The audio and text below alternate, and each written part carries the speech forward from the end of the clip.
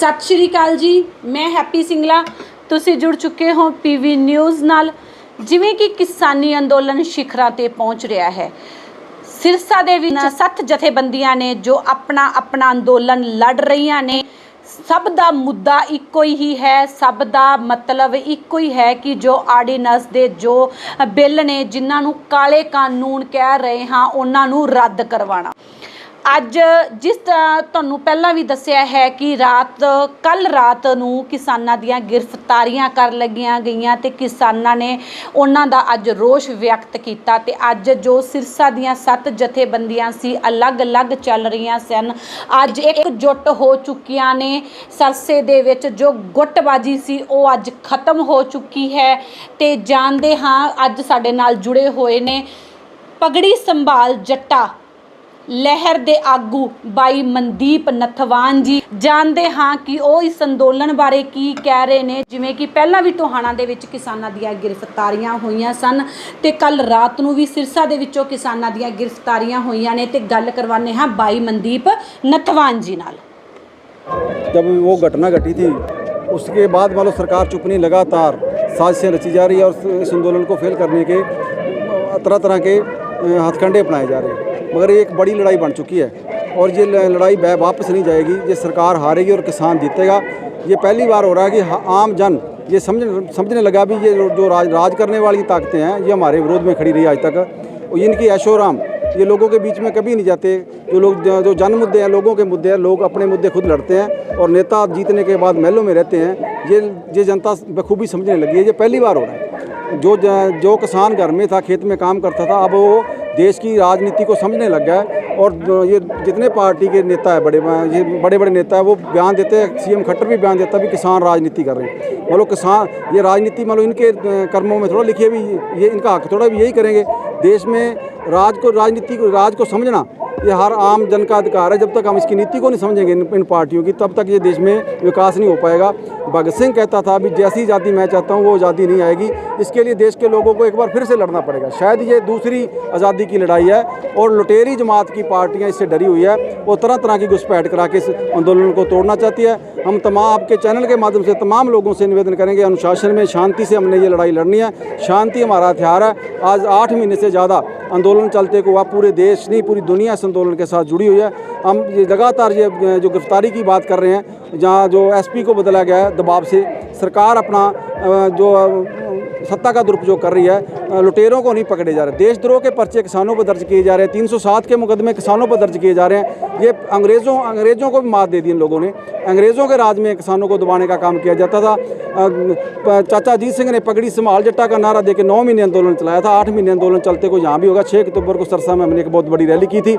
उसके बाद लगातार ये आंदोलन पीक पर है और जो सरकार है वो हमारी बातचीत सुनने के लिए तैयार नहीं। मगर आंदोलन इतना बड़ा बन गया कि हर हाल में जीतेंगे और सरकार हारेगी। हम आपके चैनल के माध्यम से तमाम लोगों से निवेदन करेंगे टिकरी बॉर्डर और दिल्ली के बॉर्डरों की तरफ चलें और ये मुकदमे भी वापस करवाएंगे। यदि किसानों को पकड़ा तो बड़ा आंदोलन सरसा के अंदर होगा। अभी मीटिंग के बाद हम फैसला लेंगे। सर, बार बार बीजेपी की मीटिंग की जा रही है, क्या लगता है किसानों को उकसाने का काम किया जा रहा है? बीजेपी आरएसएस की नीति पे चलती है। वो आरएसएस है जिसने देश की आज़ादी के आंदोलन के साथ गद्दारी की है।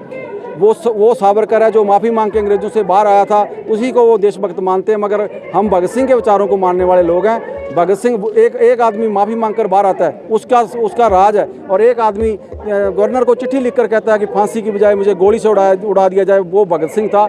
ये लड़ाई भगत सिंह के विचारों और लुटेरी जमात के विचारों में होगी। ये आप आने वाले समय में आप देखोगे।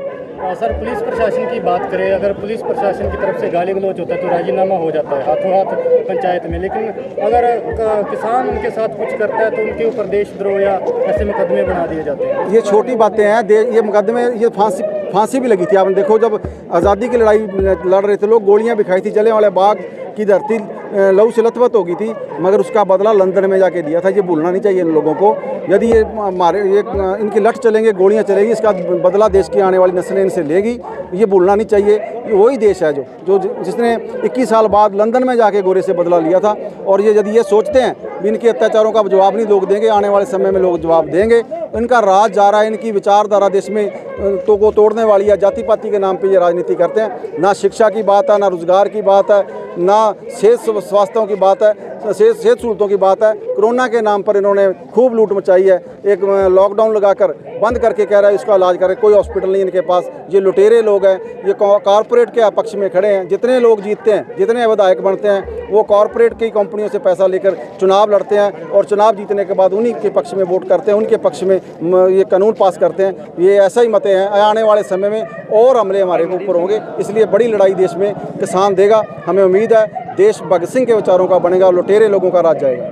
ਮਨਦੀਪ ਜੀ ਜਿਨ੍ਹਾਂ ਕਿਸਾਨਾਂ ਤੇ एक मिनट किधर आगे की क्या रणनीति रहेगी? जैसे अभी मीटिंग है, अभी मीटिंग है। संयुक्त मोर्चे के नेताओं से भी हमारी बातचीत हो रही है। मोर्चे के नेताओं को भी यहाँ बुलाएंगे। ये बड़ा आंदोलन होगा और ये तो कायरतापूर्ण जो कार्रवाई सरकार कर रही है, मतलब ईंट भट्टे मारने वाले खुद शामिल कर देती है। हम ईंट भट्टे मारने वाले का समर्थन ही नहीं करते। यदि हमारा भी कोई आदमी ईंट भट्टे मारेगा, हमने रोक रखा भी, हमारा आंदोलन शांति से चलेगा, अनुशासन से चलेगा।